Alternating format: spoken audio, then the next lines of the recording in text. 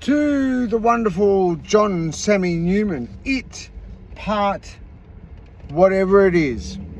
So here we are, Mr. John Sammy Newman, after being asked to testify. Make sure you pass this around your little player peanut mates, and for that lovely middle-aged radio presenter who aspersed that it was having all manner of disgusting crimes levelled at it because of abuse, verbal abuse in an adult male prison. Your head, poppet, must be reeling from a cocaine-addled 20s and early 30s. Because for you to even believe something like that, I'm beginning to doubt how you even were in the fortunate position to have that platform of yours. Anyhow, let me continue. So, Mr. John Sammy Newman, where after being asked to testify against a prison officer, a GEO employed prison officer by the name of Devon Woodbourne, and then brought into another GEO prison, strange conversation with a money, not money from G4S, money.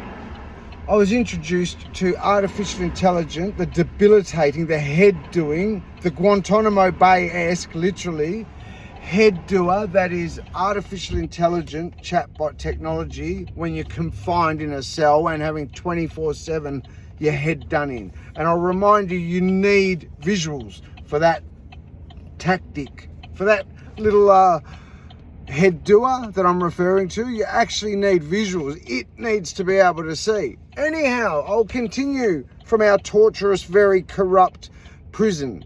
Now, if you're in doubt, you can check the Commissioner's requirements. And I know it's dirty, rotten, scumbag inmates. Have a look at the mess we're in. This goes across the Victorian State Government Board. It says right up there, these DEI peanuts couldn't even remember. They just get handed these jobs and they don't even know their jobs.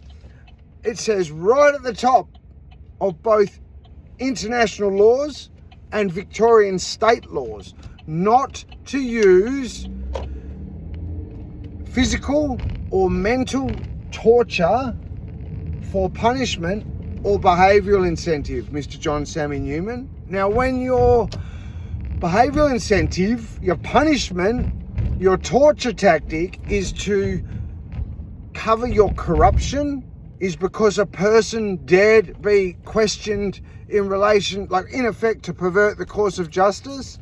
Well, hello, and this is 2018, 17. You see how we got into the fine $15 billion to $30 billion corrupted mess with people like this in those higher offices. But I'll continue. Then what happened, Mr. John Sammy Newman?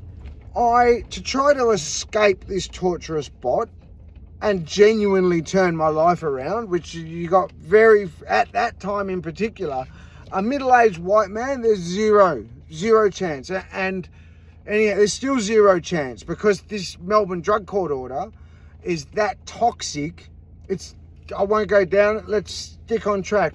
They then put me in I take the Melbourne drug court, they put me in a rooming house, 275 Hawthorne Road, Caulfield, Clarice Starling. And what did they do?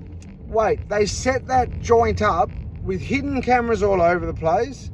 They also set it up with literal women, drug-addicted women, whose role it was to do things like use my phone, install M-Spy bot, control hidden cameras, and just generally cause headaches and just like rage bait me and go basically with their ridiculing me in my Melbourne drug, like literally ridiculing me over sex. Like weaponizing a sex offence, Mr. John Sammy Newman, and then using that as the fuel to rage bait. Are you kidding? Fact, happened. Orchestrated by DEI peanut jobs like Adam, Bart, who all thought this is perfectly fine to do. One of them even said to me, in my little bait sessions, because I took that bait against the AI, bot tech, Mr. John Sammy Newman, one of them even said to me, Michael, I've never spoken to anybody like that in my life. I just looked her square in the face and said, neither have I. I very nearly achieved what I was trying to achieve by telling that bot to go and fuck itself, Sammy, was to get them to admit the crimes they were committing. Unfortunately, the best I could get was them to share it round and then pretend that they were doing it for behaviour change. See how bad he is. Like, see that? Come on, mate. They were doing it because I was asked to testify against a GEO-employed prison officer by the name of Devon Woodbourne. Anyhow, let me remind you the backbone, Mr. John Sammy Newman. This is disgusting. Have a look at the state of Victoria. Have a look at it. I'm just driving past my old place of work. It literally looks like something out of a ghetto. You drive around Melbourne, you're angry, right? Because the joint is a shithole. This is why it's a shithole, because of these people. Anyhow, exactly these people. These were the police, the prisons, the courts, the government-funded rehabs, all orchestrating this, Mr. John Sammy Newman. It is as toxic and as disgusting and incompetent and mismanaged as you could imagine. Make it up. Make up the worst stuff you can make up in your mind, then times it, put it to a magnitude 11. Put it to the power of 11 or something, because it is bad. Woke-minded peanuts who have been handed jobs and then start trying to do anything but what they're paid for. I'd rather try and literally try and further their left-wing ideal. That literally they were mistaking. This is not even one bit of jokey exaggeration, Mr. Johnson.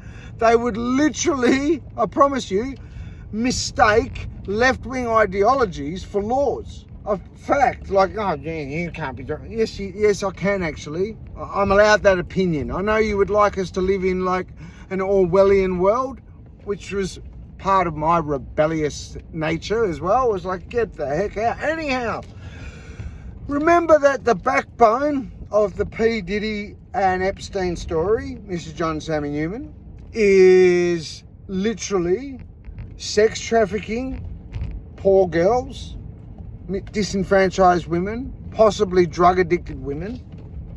But in this little segment is when the same gang, the same group of left-wing zealots who have lucked themselves into this very toxic position where they could control a man, even if it involved a weaponized sex offense, literally, where they paid one of those poor women who are just like they're in a P. Diddy or a Jeffrey Epstein story, Mr. John Sammy Newman, with the returned custody of the child she had lost because of her overdosing in front of that child.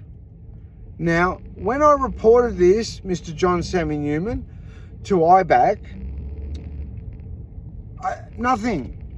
Look, they didn't even bother contacting me. They didn't say, oh, look, sorry, we didn't mean to cause you trouble. We kind of like figured if we're ringing you about investigating a prison officer in the middle of prison, it might have caused... None of that. They didn't even bother. Just like a big bike boy, Daniel Andrews, set up from the get-go. Here's a person who's prepared to question our corruption. Oh, better, and he's on the inside.